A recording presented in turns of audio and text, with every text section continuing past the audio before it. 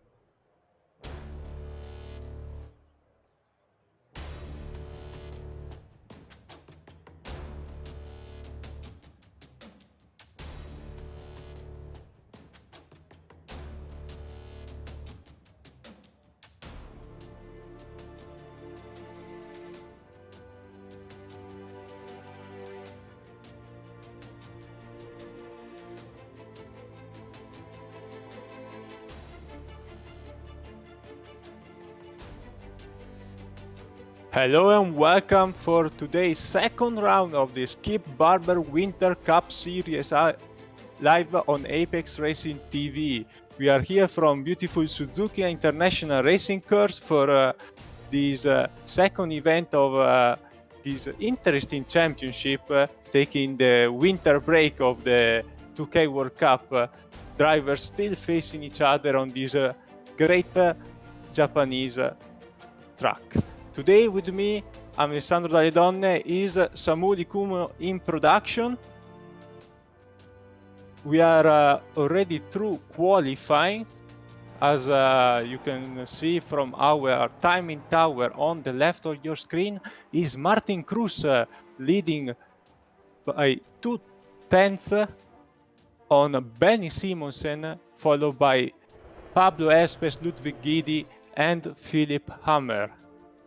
Last week we covered round 1 of the series at Sonoma. Definitely a different combination for this car. This track is a bit more flat.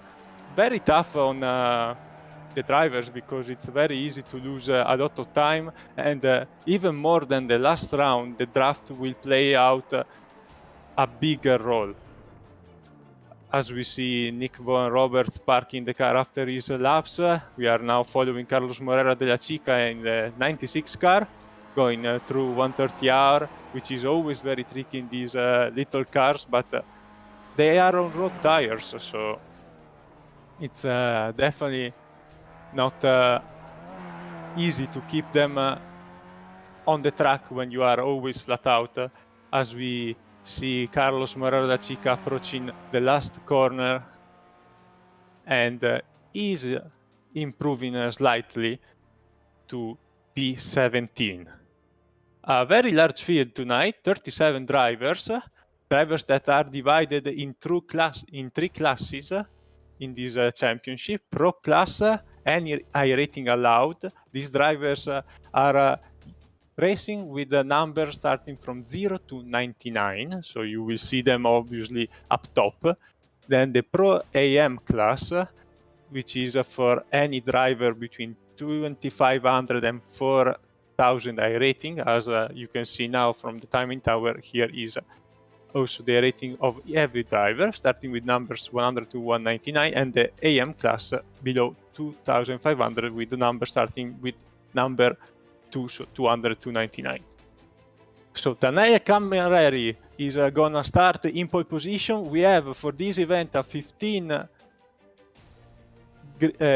top 15 reverse grid. So Daniele Camilleri in the 166 is gonna take pole position in front of Nick Vaughan Roberts, Antonio Ribalta with Redford, Enzo Canta, Manuel Lucchetta, Simon Edwards, Victor Gujanu, Christian Perez, Edwin Vagliarino, Philip Hammer, Ludwig Guidi, Pablo Espes, Benny Simonsen, Martin Cruz, Carl Dronke, Carlos Morero de la Chica, Giuseppe Tellini, Paul Beatty, Christian Cabanga, Russell Clark, Roger Hooker, Neil Kemp, Steven Norbs, Daniele Forgiarini, Evan Way, Kevin Budgen, Scott Veles, Mark Sierra, Simone Zamolo, Daniel Taff, Rick Paul, Lorenzo Zingaretti, Michael Coates, John Sully, Hans Auer and Vince Ball, closing up the grid, didn't set any value, any time in qualifying.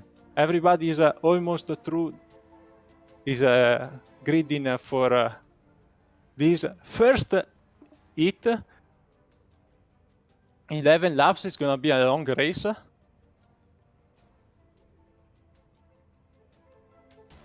As we are waiting for the last few cars, obviously everybody trying to join as little as possible to keep their tires warm. As the Italian Daniele Camilleri is gonna take the green flag in pole position. It's a different format from last week. Every week we'll have a different format. We are ready to go green. Engines are revving.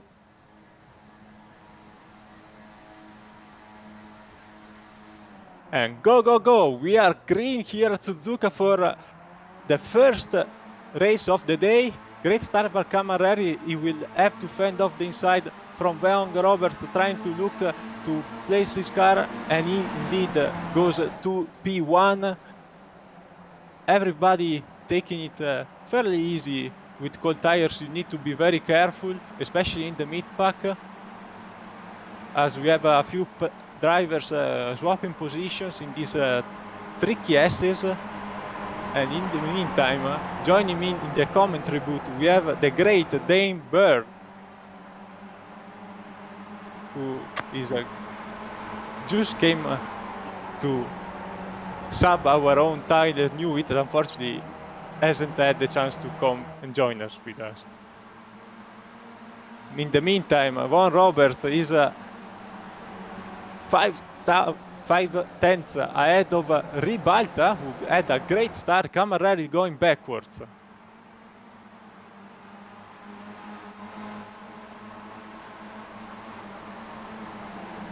Yeah, you have to be very careful when you are so close. I hear some contact in the midfield. I think it was Camarelli and Guidi swapping positions, as in the... Here we have another driver having issues, the 101. It's Hooker. He will have to go back to pit road and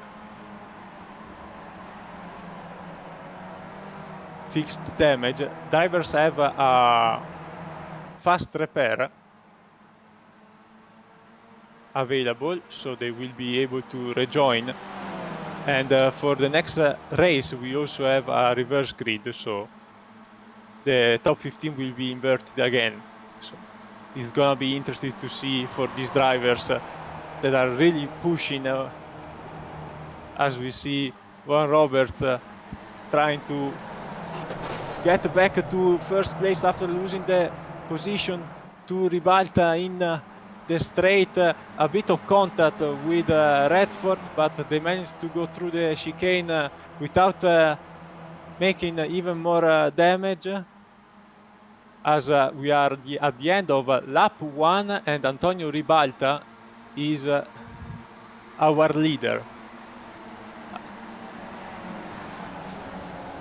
Around the outside, trying to make up some spots for Manuel Lucchetta now in third position with a great start. And as we were saying earlier, these faster drivers that had to start from the top 10 or outside because of the reverse grid after qualifying are already making up very decent spots. And as you can see from the top left corner, we are only 2 minutes into the race of a maximum time of 30 minutes, but will be around 11 laps.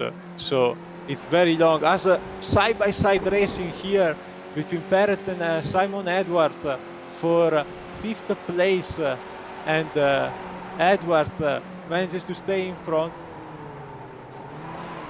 And contact. We have Victor Gujanu around. The French driver is now backing up a bit to make sure that he doesn't collect any other driver, but it's so difficult, so many cars and so little space. Another driver that will have to go to pit road and fix the car. These cars are very sensible. So race 1 to remember for the French driver, but he will have a chance to find back in race 2. Enzo Canta is only in 27th place. He had a bit of trouble in the opening laps. He definitely wants to get some positions back after a solid first round at Sonoma, as also Daniel Taff in the 134 here defending from the 92 of Enzo Canta sideways through 130R, touching that curve on the outside, which is always very difficult.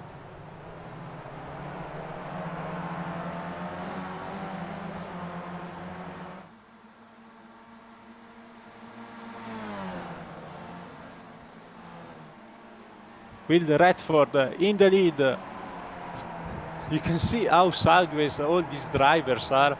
It's amazing to see how well they can control this little Formula car, which is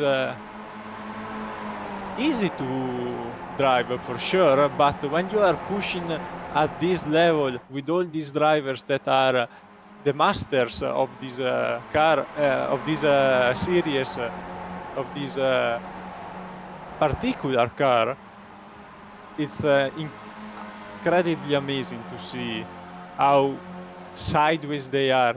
Although tire models, especially the last one on iRacing, do not really allow you to push too much, because if you overheat them, it's gonna be not that good. As Manuel Lucchetta, after a great start, starting in 6th, is now already in 2nd and looking to pass Will Redford, our race leader.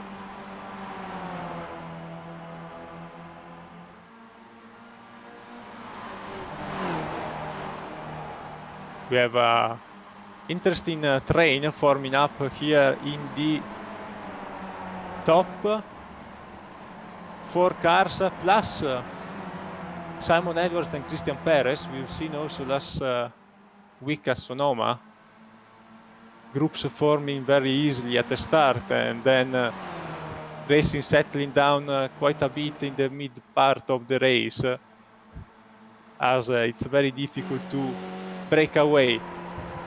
Lucchetta made a pass on Redford thanks to the slipstream. We'll see if Redford will try to make a counter-attack on the chicane, but it's very difficult to go side by side, and also exiting 130R, it's gonna be very interesting post-race, as I heard that track limits will be enforced pretty heavily, and the passes around the outside the track limits are gonna be monitored post-race. So in the meantime, Redford gets back in P1. It's very straightforward with the draft. It's not much Lucchetta could do in the lead when you have such a strong toe down the straights. I was trying to move a little bit, but so early it doesn't really pay evidence. Top 6 are super close, with Christian Perez and Simon Edwards at the back. Pablo Espes,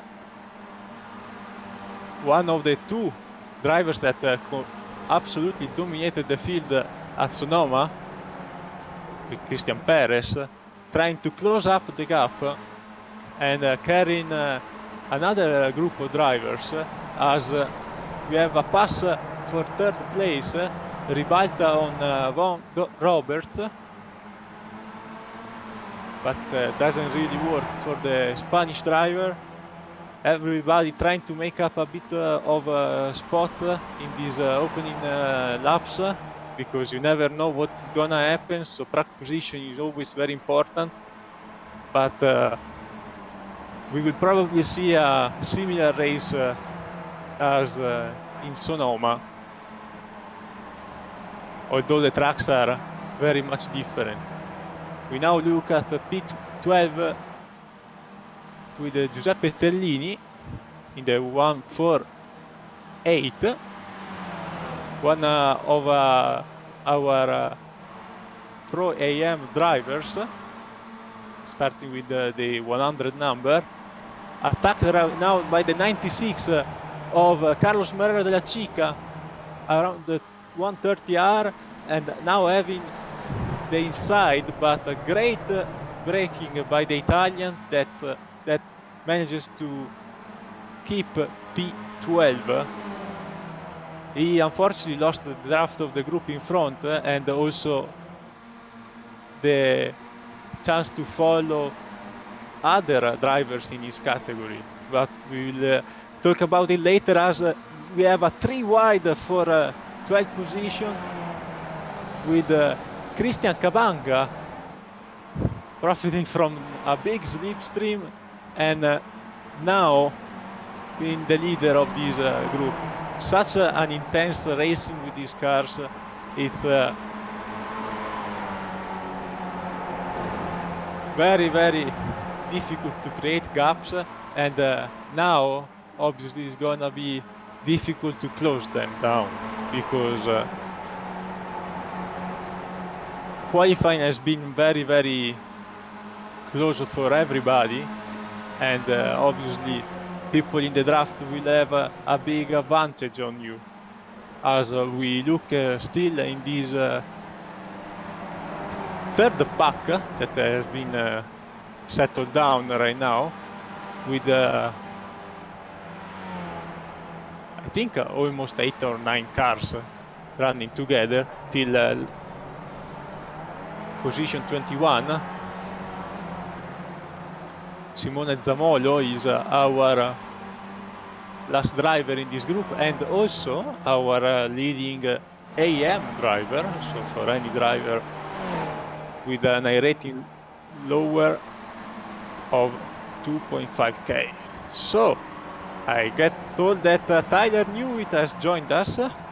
Hello. Hello, Tyler. Glad to have you here with us. Yeah, you lost a pretty exciting start, but you know that excitement is never over with these Skip Barbers.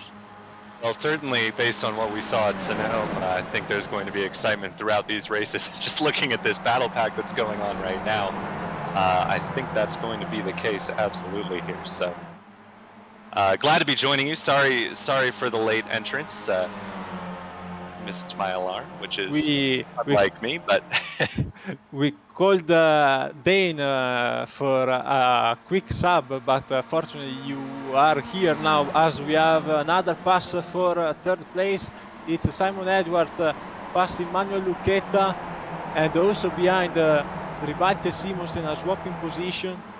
The group of Pablo Espes managed to catch up, and now we have actually a 9-car leading pack closed by Ludwig Gidi. Yeah, it's absolutely nose to tail, basically all the way back, as you mentioned, to Ludwig Gidi, who had a good couple of races at, or at least the first race I know he finished near the front at Sonoma, doing a good job here, kind of what he did at Sonoma, if I recall correctly, to just hang on to the back of this lead pack. You know, you don't have to be leading this group to win this race. You have to be, you know, a part of it for sure, and that's what Ludwig is doing. Even behind him, that's, I believe, Carl Drunka and Daniele Camerari, who are just kind of tagging on to the back of this lead group. So all he needs to do is just kind of hang on to this pack, and he'll have a shot here as we are into the second half of this first race. He'll just want to kind of tack on to the back of these guys, do as best he can to maybe move forward a little bit. With 9 cars in the lead group, if you want to have a chance at that podium, you probably want to start working your way forward about now. But for the time being, he's in a good position, hanging on just to the back of Pablo Espes in front of him, who also had a pretty strong outing at Sonoma. Yeah, absolutely. At the start, Espes got caught a bit behind, but I knew he had plenty of speed. As Espes is now looking to pass Ribalta, he sees a bit of a distance building between Ribalta and Simonsen in 6th, and forces his way through. And we have a spin behind. It's the 16th. It's Gidi and Camerari. No, I believe it's Drunka. No, yeah, it's Drunka. Yeah. So it was those 2 drivers who were just barely hanging on to the back of the lead pack, and they're not going to be hanging on any longer, especially Carl Drunka, who is really dropping back here down to 22nd. Looked like he and Camerari just got together through 130R. Not sure if they were side by side through there or tried to make something happen on exit, did Drunka, but certainly he is out of contention of this one. Camerari hangs on to 10th place for the time being, but he doesn't have a rear wing, and he's now 7 seconds off that lead pack, so he's going to struggle to get much out of this first race here. Yeah, absolutely. We told already that this event also has several races, so everybody will be looking to finish as high as possible in race 1 to get a decent position in race 2, but today we will have a reverse grid instead of maintaining the order. So who is gonna be in 15th place is gonna start in pole position. This is gonna be very interesting to see, Tyler. It is, yeah, certainly. With the reverse, it shakes things up a bit. We saw at Sonoma that race number 1 kind of proved to be the more important race because, you know, certainly it pays out points, but also it sets you up well for race number 2. And the drivers who had a strong race number 1 and put themselves in a good position for race number 2, generally speaking, did pretty well. So it's going to be different today, and certainly there's a possibility of carnage happening around kind of the front pack, especially with the reverse grid. So definitely going to be interesting, the difference in race strategy, race format today. We'll have to see if that affects how these drivers are behaving, if some of these drivers perhaps are maybe more content to just ride towards the back of this lead group and so find themselves more towards the front in race number 2. Yeah, absolutely. As we see here how wide this front pack is with the draft, everybody trying to make positions in 130R and in the final chicane. This might open up some gaps in these last few laps as everybody is trying to make some position, and Christian Perez now, after being at the back, is now leading the group. Will Redford second place, Simon Edwards third, still swapping positions. Yeah, nothing really sorted here. Kind of the opposite of what we saw at Sonoma, to be fair. It was very little in the way of position swapping early on in this race, but this group is not content to just ride around. As Perez swoops through on Redford, he is going to hold on to that lead spot as they work their way up through the S's and into the Degners. We'll see if he's able to hold off the charging Will Redford. Simon Edwards, Benny Simonson also in that lead group. Manuel Luqueta sniffing the front of this race as well. So just to see a lot of the drivers using all of the road and then some. You can see the numbers or their position numbers light up red if they're getting it off track. So I think just about everybody in the top 7 or so was dipping a wheel off there, but you can do it and get away with it in these cars for sure, as we see Benny Simonson making a move for third around the outside of the hairpin, and I think he's going to get that done on Simon Edwards. Yeah, absolutely. Great pass by the driver, as Simonson is now looking to make another pass on Redford for second place. The Apex Racing team driver forging his way through the field is now having also a bit of draft from Christian Perez, the Spanish driver, our leader, and a 3 wide action, a tire on the grass for Simon Edwards going around the outside, and he manages to keep it within the white line, but we are still 3 wide entering the final chicane. Oh boy. I am amazed that they've held on to it for this long. It kind of tells you the caliber of drivers we've got here. I think Benny Simonson decided it was go time and he was going to try and make his move to the front, but instead he's ended up still 1 spot up from where he started. He was running 4th before all that happened, but now he finds himself in 3rd and in a battle for 4th with Luqueta. So it didn't quite pay out there for Benny Simonson due to some really aggressive but competent driving from Simon Edwards to move himself up into 2nd after having been dropped to 4th place by Benny. He made that 3 wide pass stick, which is not easy to do, and certainly some impressive driving. But all that this has done has given Christian Perez a 1.7 second lead, and that's getting right to the edge of that toe distance. So these drivers need to sort themselves out if they want to have a chance at this race win, because they are rapidly losing Christian Perez, who is certainly capable of setting a quick lap time if he needs to sort of escape from this chasing horde of drivers. They're they're single file for now through the Degners, but that's kind of by necessity. You're not gonna make too wide work through there. If you're gonna see a pass happen, it's gonna be up into the hairpin, and if anyone's gonna do it, I think Benny Simonson is lining up Simon Edwards. We'll see. He doesn't duck out right now, but certainly he seems to be the man on the move. If he can just get past Simon Edwards, I wonder if he'll be able to chase down Christian Perez. Yeah, it's gonna be difficult right now because they have to work a bit together if they want to catch Perez.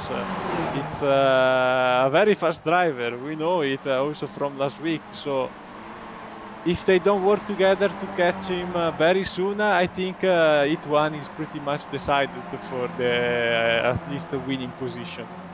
Absolutely, it feels a bit like a NASCAR race. This does, because you have these drivers who are utilizing the toe down these long straights here at Suzuka, and the quickest way is not to, you know, try and battle with somebody. The quickest way is to sit in line, or if you can make the pass, make it stick so you can move forward. But Christian Perez is just stretching that lead right now. It's up to 1.9 seconds over Benny Simonson, who has made the move on Simon Edwards. I believe he did it around the outside in 130R, but of course, as we've seen, Simon Edwards is going to have a toe all the way down this start-finish straight, and I would not be surprised for him to make a move into turn number 1.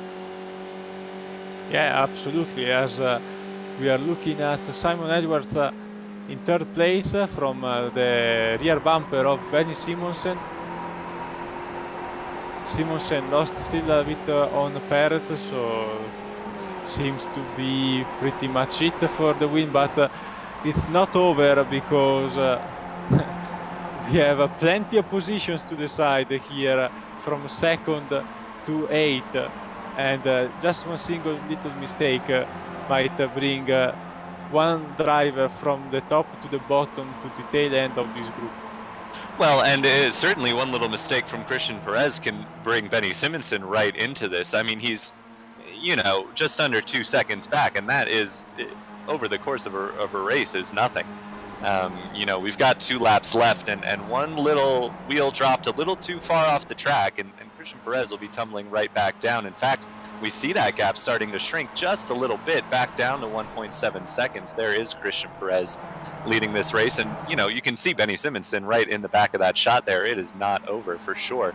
But as you mentioned, the spots that are currently up for grabs are, you know, somewhat around the kind of back end of the top 5. Espes, Lucetta going at it, Guidi is in there as well, Vaughn Roberts, and then we have this group here who are battling for their own position. You know, Kanta, Forgirini, Zamolo, they all want to move up as far as they can. Of course, you know, you want to be a part of that reverse, and you want to get as high up in the reverse as you can, but at the same time, as we see Camerari still without his rear wing and hanging on well.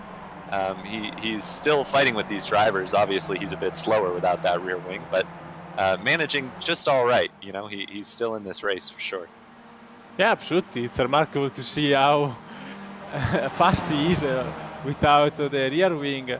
These cars don't really develop a lot of downforce, to be fair, so it's not that fundamental, but obviously a bit of speed is going to be lacking compared to the all the other cars around, as Camerari is now being passed also by Daniele Folgiarini for 16th place, and let's remember, as we are approaching the last lap of the race, that 15th place is one of the positions to keep an eye on, as we have another 3 wide pass for Redford in 2nd place, still side by side with Benny Simonsen through the S's. It's incredible how they can still race side by side through these twisty and narrow corners.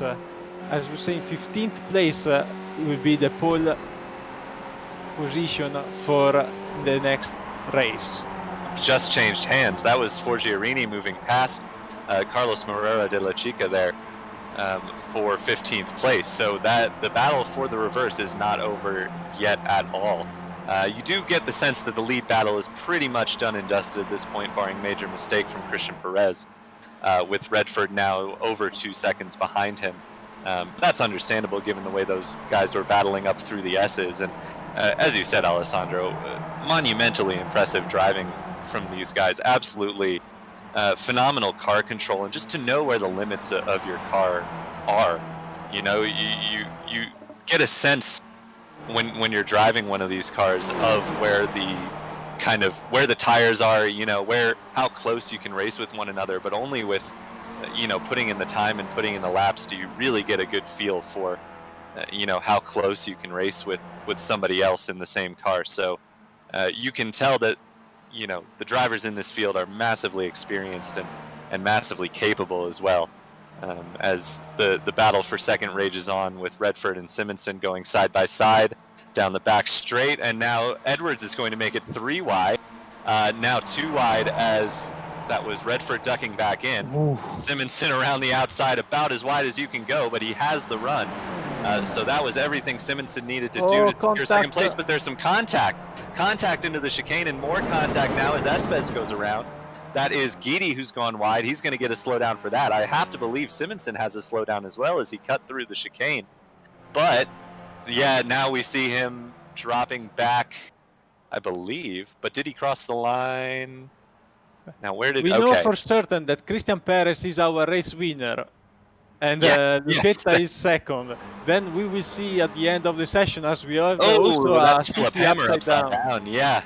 So everything changing rapidly here at the end, and I would not be shocked to see this order still change due to post-race penalties for not serving a slowdown after cutting the chicane, as there are just tires rolling everywhere. But as it stands, I'm showing Forgiarini was the last car to make the reverse in 15th place. Here's what transpired in the battle for second place. It was Benny Simonson who had the run and was looking strong, but I believe that's Redford in behind him who just gives him a little bit of a nudge.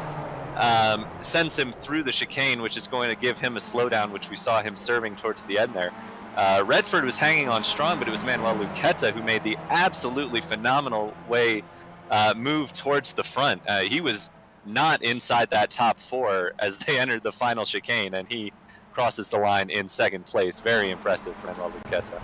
And here is our poor Philip Hammer going the wrong way and upside down. Well, not only, not to add insult to his injury there, but Philip Hammer was in a position to get in the reverse before that happened, I believe. So he was sent flipping not only out of a race finishing position, but out of a reverse grid position. So, race 1 is done and dusted. Now we will have the second race coming up in a few minutes time with a inverted 15 drivers inverted. So Daniele Foggerini will be our pole sitter, as Michael Coates in 35th position is about to finish the race. After him we will have also the official results. Yeah, and I would just wait on calling anybody the making the reverse, because I have to believe there's going to be some penalties in there. So once we see the official results, we can give those to you, and we'll have a sense of the starting grid for race number 2. Just need a little moment here to get those up for you. And there they are. So Christian Perez is officially your race 1 winner, ahead of Manuel Lucchetta with a phenomenal move to capitalize on the chaos in front of him through the chicane and take second place. Will Redford, who gave that little nudge to Benny Simonson, finishes in 3rd. Simon Edwards in 4th. Nick Von Roberts in 5th. Benny Simonson recovers for 6th place. Ludwig Guidi places 7th. Antonio Ribalta in 8th. Pablo Espes, who was running towards the front in that final run to the finish but had some trouble, comes across in 9th. Christian Cabanca comes home in 10th ahead of Giuseppe Tellini. Enzo Canta comes home in 12th ahead of Evan M. Way. Carlos Chica in 14th. Daniele Camerari is your 15th place finisher and will start on pole for race number 2. Simone Zamolo comes home in 16th ahead of Martin Cruz and Daniel Tufts. Behind him, Hans Hewer is in 19th ahead of Russell Clark and Mark Sierra. Lorenzo Zingaretti comes home in 22nd. Kevin Budgeon 23rd. Neil Kemp brings it home 24th. Carl Dronka, who we saw Running in the top 10 before having some trouble comes home 25th.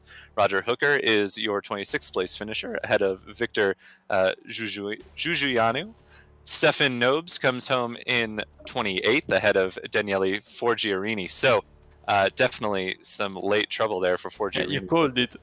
Yes. So a penalty for Forgiarini pulls him out of the reverse. Vince Ball comes home in 30th. Philip Hammer, who we saw on his lid at the end of the race, brings it home in 31st. Paul Beatty, 32nd. Rick Paul, 33rd. Scott Velez in 34th. Michael Coates finishes 35th ahead of Edwin Valerino. And John Sully, 37th. There we go. That was our the rundown of the standings for race 1. While we wait for race 2, let's give a quick shout out to our sponsors, Virtual Racing School, to improve your on-track performance. We have 50 different data packs for road, oval, dirt racing, any kind that you may need for your racing activity, track guides, data analysis software, and one-on-one coaching. And also, remember that the Virtual Racing School is integrated with our own Apex Racing Academy with 29 data packs, setups, track guides, weekly group coaching sessions, and much more. So go check them out. These sponsors make all this happen, and without them, we are really grateful to have them on board. As the drivers are already starting to grid, and Daniele Camerelli is going to be our pole sitter for the second time today. Yes, and elevated due to the penalty to Daniele Forgiarani, who I believe is his teammate. Those cars looked very similar when I saw them racing together earlier, so potentially one teammate promoted at the detriment of another. We do have the lights up, so we are about to go green here, standing start, and we are away. It's a decent start from Daniele. He seems to have a pretty good gap over Carlos Morera de la Chica. Evan Way settles into third place, and behind them Enzo Canta in fourth. It's a fairly clean start as they head into turn one, at least in this front group. Oh, that's someone going very sideways further back. I'm not sure who that was.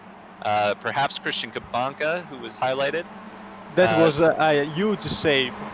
Absolutely. Oh no, there was some wheel-to-wheel contact there, and a couple of cars. Oh no. Oh boy. That is a lot of carnage. Just tough. Somebody spun across the track there, and you know it's pretty narrow at that point, nowhere to go. So I'm showing Christian Perez, Enzo Canta, Card Dronke, yes. Big names.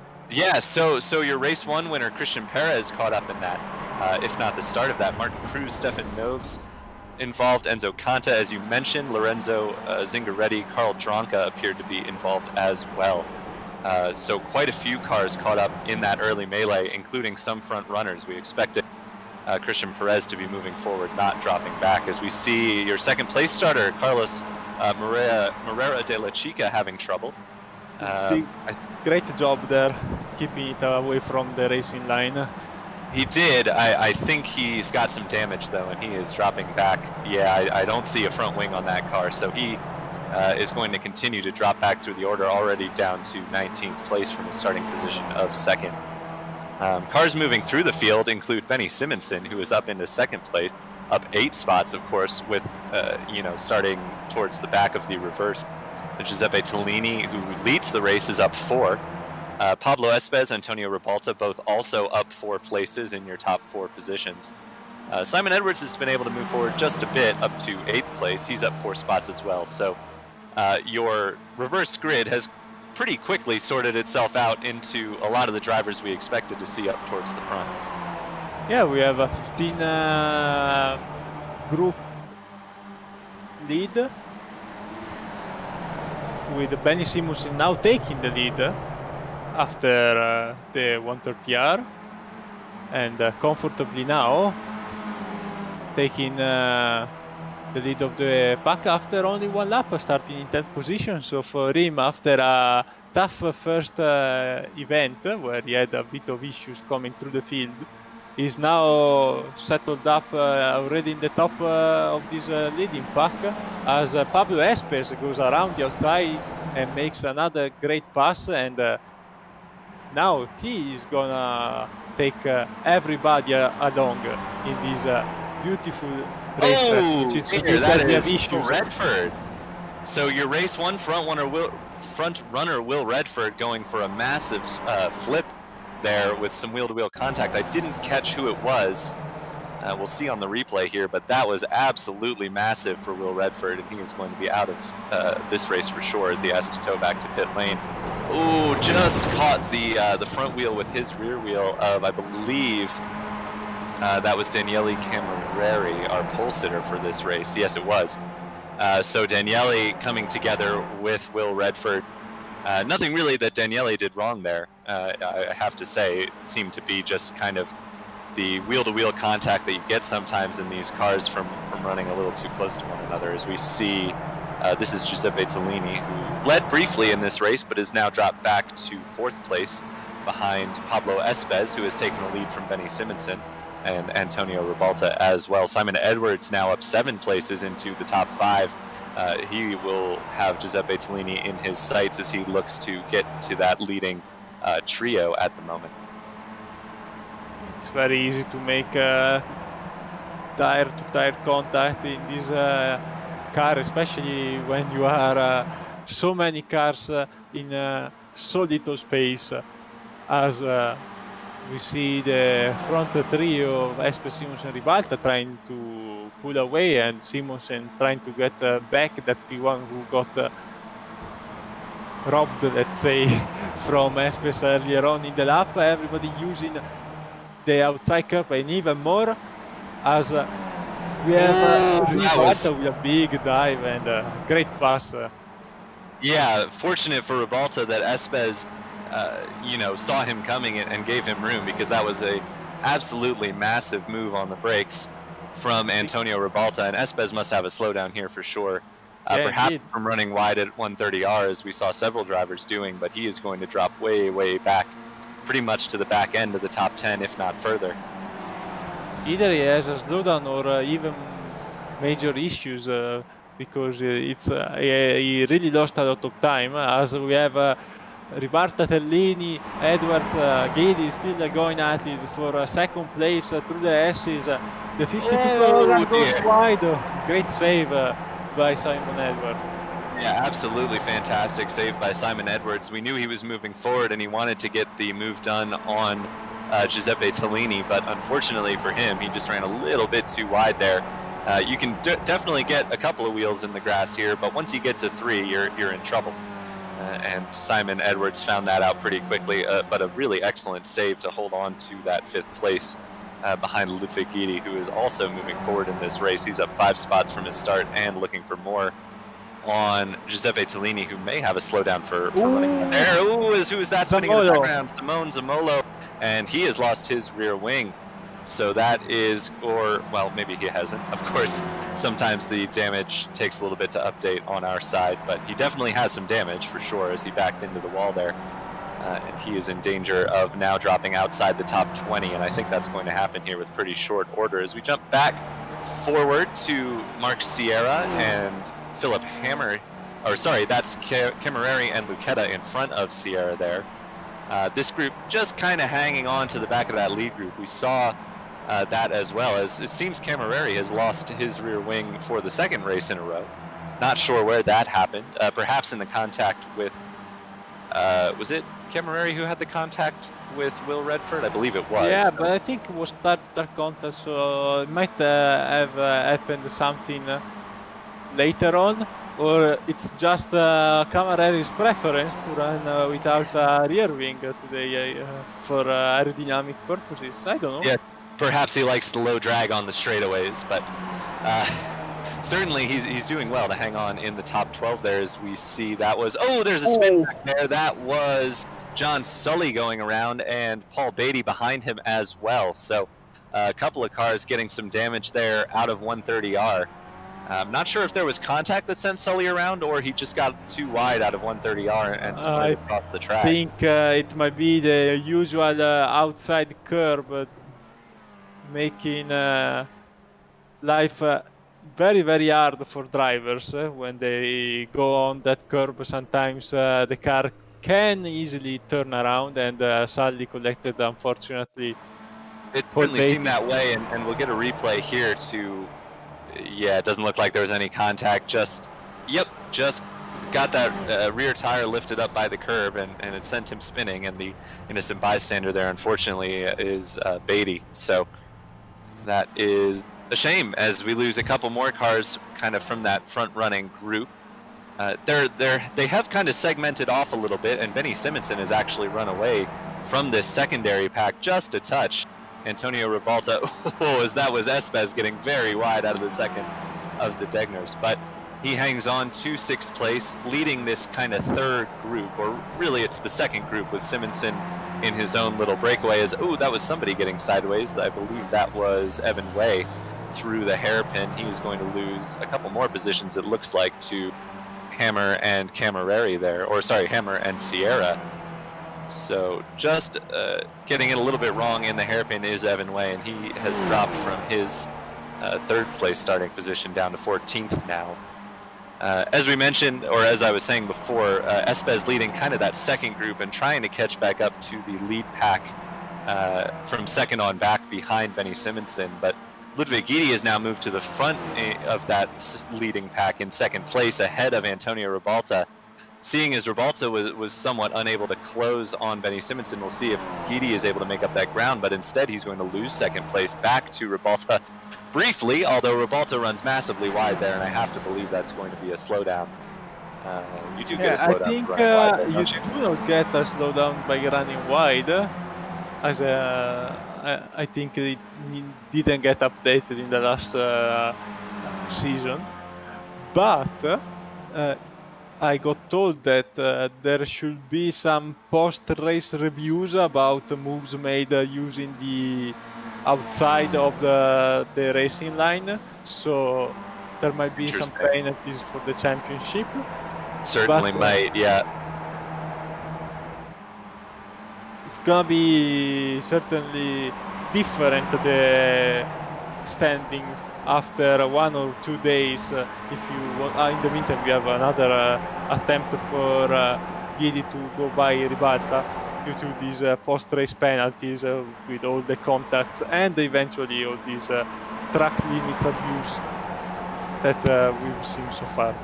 It does seem that Ludwig Guidi is getting a little bit desperate here behind Antonio Ribalta, as he wants to make up some of that ground to Benny Simonson. They're now 2.5 seconds back from the race leader. They're really going to need to push if they want to catch him back up, but it doesn't seem that Antonio Ribalta quite has the pace to do that. So certainly Ludwig Guidi wants to see if he has that pace to close in on the leader as they continue to battle behind these two. That is Giuseppe Tellini holding on to 4th place ahead of Simon Edwards. But this secondary pack led by Espes, which we had mentioned, has now caught right up to this group. So from 2nd on to 8th place is pretty much together on track, though there is a small gap from Guidi back to Tellini. But this group is coming together, and that's exactly what Benny Simonson wants to see, because the more this group is battling, the more he can stretch his legs now out of drafting distance, 2.5 seconds in front of the 2nd place car, Ribalta. Yeah, absolutely. These two do not need to battle it out right now, because we are still a long way out from the end of the race. If they work together, swap draft a bit on the straight, and not slow each other down in the corners, they might still have a chance to catch Benny Simonson. Although Benny has shown, as we have another driver running very wide, 130R, that is super fast and consistent around the Suzuka, so it's gonna be a very, very hard time. Yeah, Benny's had some tough luck so far through Sonoma and the start of Suzuka here. Obviously, had the pace to be with that front group at Sonoma, but started at the back in race number 1 and had some trouble in race number 2 that kind of kept him out of contention for the win. And then in race number 1 here, we saw what happened to him in that battle for 2nd place. He, towards the end of the race, getting knocked wide and getting a penalty in the final chicane. So I think a win would be well earned for, that was always going to have contact, wasn't it, between Espes and Edwards. You just saw Espes catch the curb, and it launched him just a little bit wide into Simon Edwards. wasn't able to carry as much speed as he thought he was, and it resulted in some wheel-to-wheel contact there. Espes gets the worst of it and falls back to 8th place, but Simon Edwards has now got a bit of ground to make up to catch back up to Giuseppe Tellini in that lead group. Yeah, we'll have to keep an eye on both because they might have some minor damage after that collision. Very, very true. Yeah, absolutely right, Alessandro. But just to finish the thought I was going to say, if Benny Simonson is able to hold on to this, and as we see Roger Hooker resetting to pit lane, if Benny's able to hold on to this, it'll certainly be well deserved. I mean, he's definitely had the pace to be, in contention for a race win at every race we've had so far, and for one reason or another hasn't been able to make it happen. But Guidi does seem to be able to close that gap a little bit better than Antonio Ribalta was, now down to 2.2 seconds. It was as high as 2.5. If he's able to hold on to this second place ahead of Ribalta, which is no given for sure with the tow around here, he might be able to make that battle for the lead happen once again, now down under 2.2 seconds. So definitely want to keep an eye on Ludwig Guidi here, but he's going to be in trouble if Ribalta is able to get by him with the tow on the straight, which is certainly a possibility. Yeah, absolutely. In the meantime, that mistake from Esper gave the chance to Lucchetta and Tufts to join back the leading pack, as it's still remarkable to see Camareri in 11th place still hanging on. He will have a very hard time when he will lose the draft, if he will ever use the draft in this race with his rear wing missing, but so far so good. And it's also interesting to see, Tyler, that our Pro AM leader, Giuseppe Tellini, is actually in 4th position. He's doing great this weekend. It's a very good point, yeah, and yes, certainly need to highlight the Pro Am and our Am drivers as well. It's currently, as you mentioned, Giuseppe Tellini doing a stellar job running pretty much with a group of pros as a Pro Am driver. Nick Von Roberts in there as well as a Pro Am. It's Mark Sierra currently in the lead of the AM class in 15th place overall. His closest contender is Michael Coates, who we saw having a bit of a struggle in race number 1. I think he finished towards the back, but he's done well to move himself forward here in race number 2, up 17 spots from where he started. So doing a great job is Michael Coates, 2nd place in AM. Simone Zamolo currently rounding out the AM podium, 1 spot behind in 19th, but some 3 seconds further on down the road. Back at the front, I was just looking at lap times, and yes, Ludwig Guidi was faster than Benny Simonson the last time around, but it was not particularly substantial. It was just under 1/10 of a second, and he's going to be hard-pressed to make up a 2-second gap, 1/10 of a second a lap with just 4 laps remaining. Yeah, as happened in race 1, whenever a driver makes a big gap between himself and the following drivers, it's gonna be very, very difficult to close them down, because as we saw in qualifying, the gaps were very, very, very, very marginal, and it's so difficult for the chasing driver to put some solid laps, while in the meantime also having to defend from the guys behind, because with the draft, even if you are a bit slower, you will eventually have a chance to pass us. We have a battle for 5th between Cabanca and Edwards, but and many other drivers. We have Espes.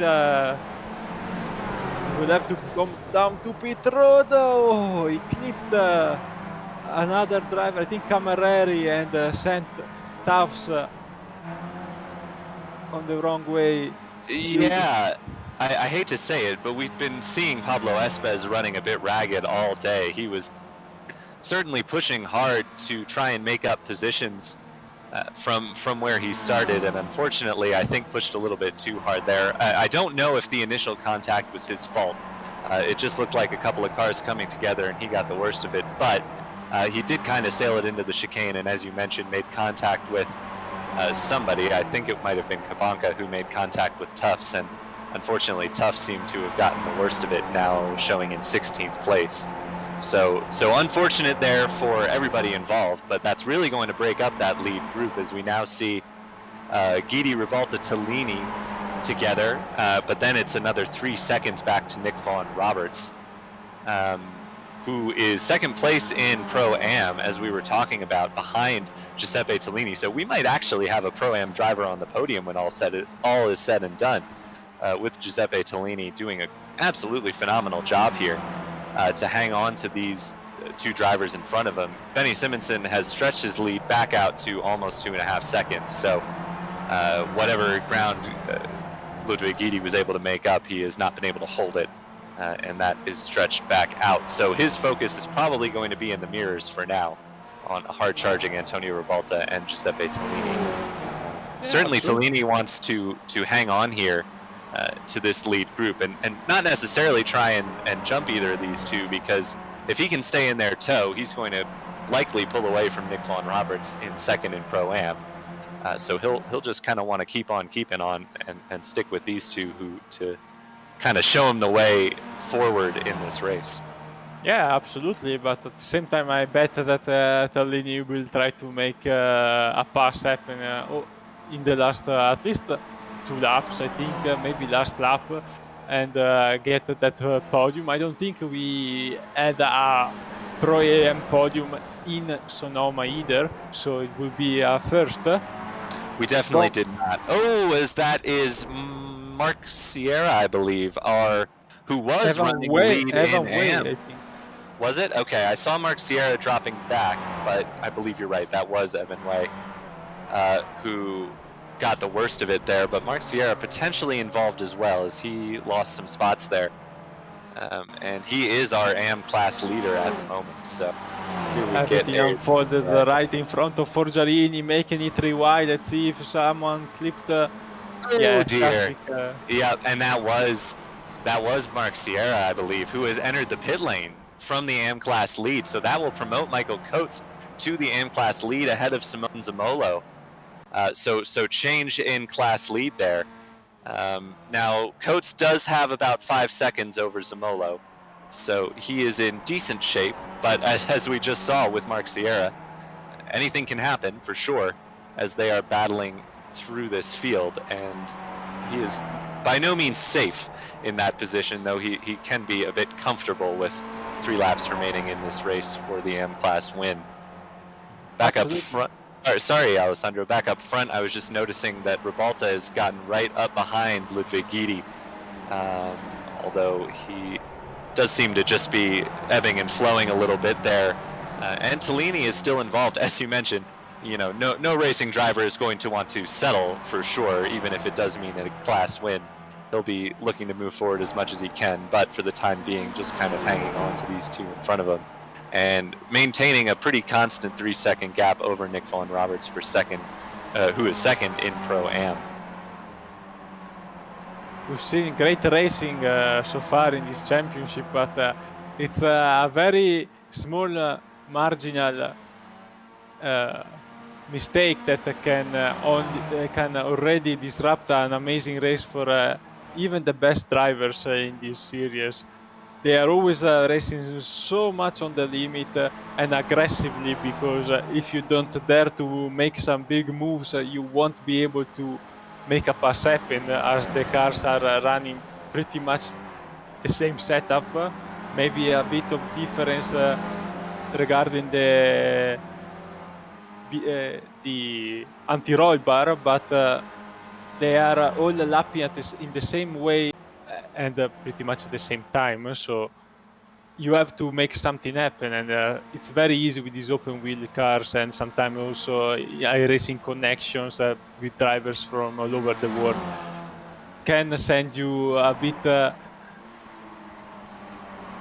can provide some interesting incidents, let's say, to put it nicely. You're absolutely right, Alessandro, and it's something that I find, you know, in iRacing and in real racing as well, that the slower the cars are and the harder it is to differentiate yourself, the better racing you're going to see. And it's definitely the case here with these Skip Barber cars, because they are an absolute bundle of fun to drive, for one. But as you mentioned, there's not really anything you can do to the setup of these cars. You can fiddle with the ride heights and you can fiddle with the anti-roll bars, but that's not going to make significant difference in lap time. So at the end of the day, it comes down to you know, pace and experience in these cars, and that's what we're seeing on display And also what we're seeing is a lot of ooh, as that was Lucchetta blinking out for a moment, but or more than a moment, as he is dropping down the order. I think he might have blinked out for good there.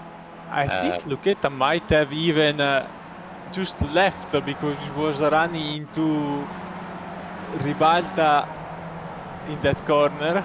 I think it was more than a coincidence. He blinked out mid-corner while losing the car onto the grass and in the entrance of the corner. We might have to check the replay of that, but we still have plenty of action on track.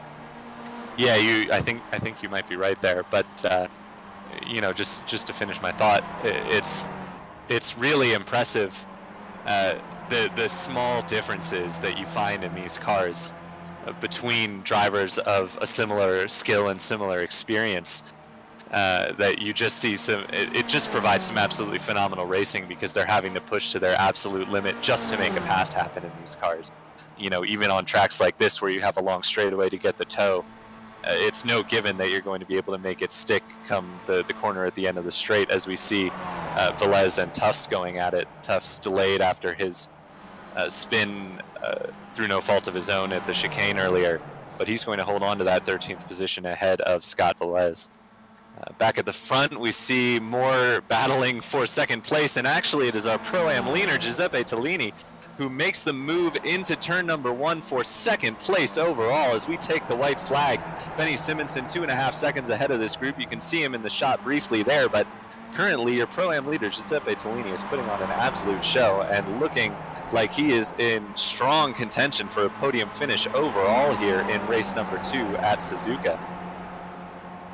I told you, Tyler, to keep an eye on him. He's been very quiet so far, and he always let the two guys in front battle it out. But now, when it matters the most, on the last lap, he made the password, and now he's the leader of this second group, this chasing group. It's not over yet because we have still a long back straight to go. But he definitely puts himself in a very good position. You're absolutely right. It's kind of the thing we kept saying was going to happen at Sonoma, but people struggle to actually make it happen, where you just want to be there until the last lap, and that's when you want to make your move, before, so, you know, late enough that no one can make the move back on you. Now, it might have been a little bit early there for Giuseppe Tellini, as you mentioned. He does still have that long back straight in which he's going to have to hold on a absolutely rapid Ludwig Guidi and Antonio Ribalta, but certainly he knew what he was doing, waiting to strike until right near the end of this race, and we're going to keep an eye on this battle for sure as they head down the back straight to see if he can hold on to second place overall. As Guidi goes to make a move to the outside, it's going to be tough to make it stick. It was good of Tellini to defend, but instead he has to tuck back in behind, and any move for second place is going to have to be done under braking into the chicane. It's a defensive line from Ludwig Guidi, which opens the outside up to Ribalta. Can he make that stick around the outside of Tellini? No, he can't. He drops a wheel in the chicane. That's going to cost him a chance at a podium.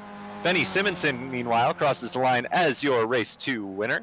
A well-earned victory for him. Ludwig Guidi takes second place ahead of Giuseppe Tellini, who is your Pro-Am winner, but your overall podium finisher. Excellent job there from Giuseppe Tellini to take advantage of that reverse grid and hold on to an excellent finish.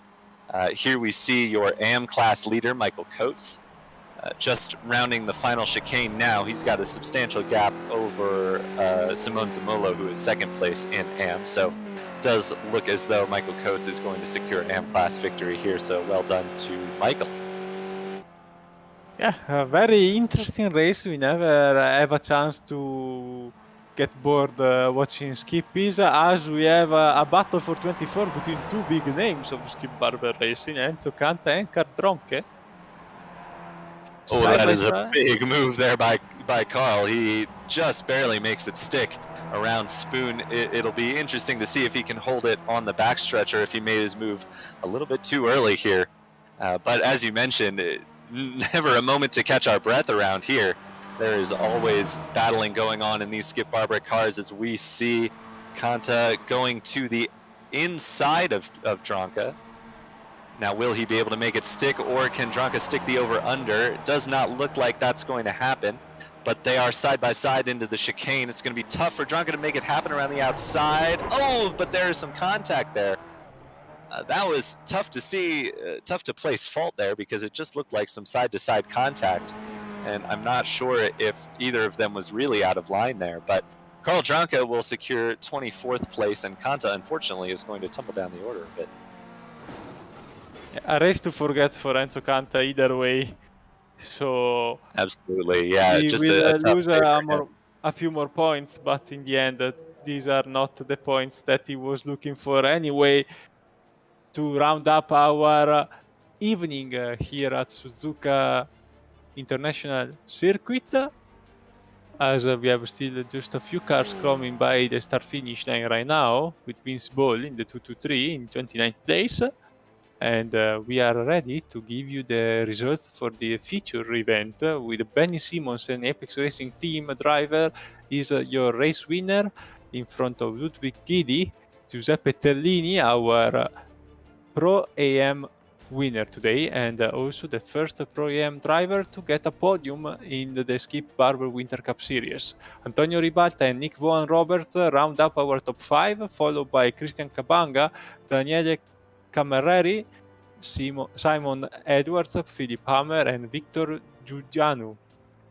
Pablo Espes, after a tough race, ends up anyway in 11th place, getting some valuable points for the championship in front of Daniele Forgiarini, Scott Velez, Daniel Tufts, Michael Coates in 15th, our AM race winner. Neil Kemp, Simone Zamolo, Carlos Chica, Mark Sierra, and Kevin Budgen round up our top 20 with Paul Beatty, Evan May, Will Redford, Carl Dronke, Russell Clark, Lorenzo Zingaretti, Roger Hooker, Vince Ball, Enzo Canta, and Manuele Lucchetta. These two already one or multiple laps down, and Hans Hoyer, John Sully, Christian Perez, Martin Cruz, Steven Knobs, Rick Paul, and Edwin Vigliarino unable to finish this race. So Tyler, definitely a very eventful second round of the championship that will go to Watkins Glen Butte next week with a even different format, an endurance race, which is pretty rare to see for Skip Barber. Yeah, that's going to be interesting for sure. Talk about a fun track for these cars. Watkins Glen is, I think, going to be a blast, absolutely, as Suzuka was today. Really, really entertaining racing. Unfortunate that I missed the first part of race number 1, but certainly got my fill of action come the end of the race and the entirety of race number 2. Just excellent battling. Obviously, some complaints on the chat that I'm seeing of driving standards, and you're going to have that with cars like these and contact that we saw. But frankly, I was pretty impressed with the show that these drivers put on, and I didn't see too much in the way of bad driving. I saw a really, really significant amount of impressive driving, really impressive battling and drivers holding their lines and racing close with one another. So certainly I was impressed by the driving today and by the battling. It was really, really fun to watch for sure. Well, I think we can round up our broadcast for this event here on Apex Racing TV. I'm Alessandro Aidonne. With me in the commentary booth today was Tyler Newitt and in production Samuli Kumu. If you want to catch the final few laps of the iRacing IGP Fan, we have also live right now on our channel. Otherwise, tomorrow you can follow the iRacing Israel League at beautiful Nürburgring at 21 Central European Time on our channel. From Alessandro Aidonne, this is all. I wish you all a good night.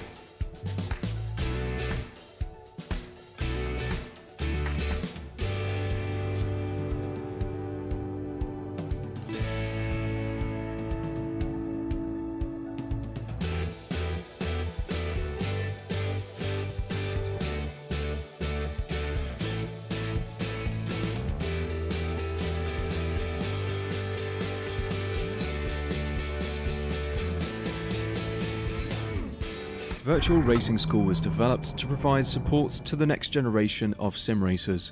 No matter if you're a rookie or veteran or what car or track you'll be racing, our goal is to provide training every step of the way.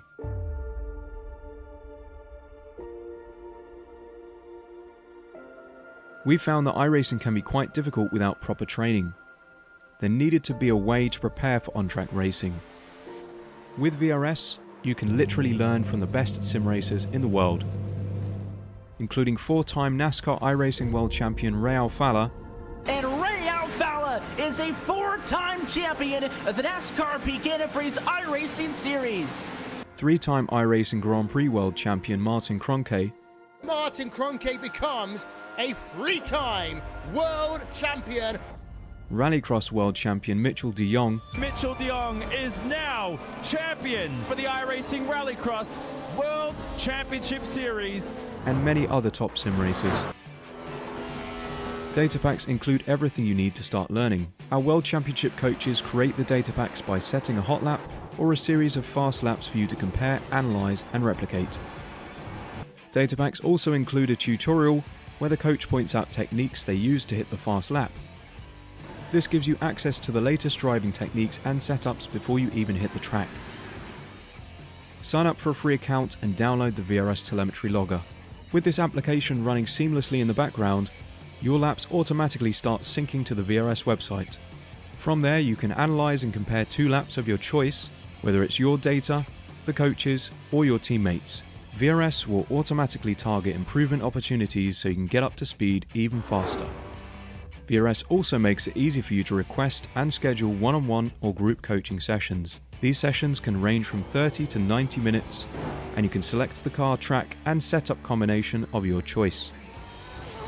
Visit virtualracingschool.com today to sign up and get started.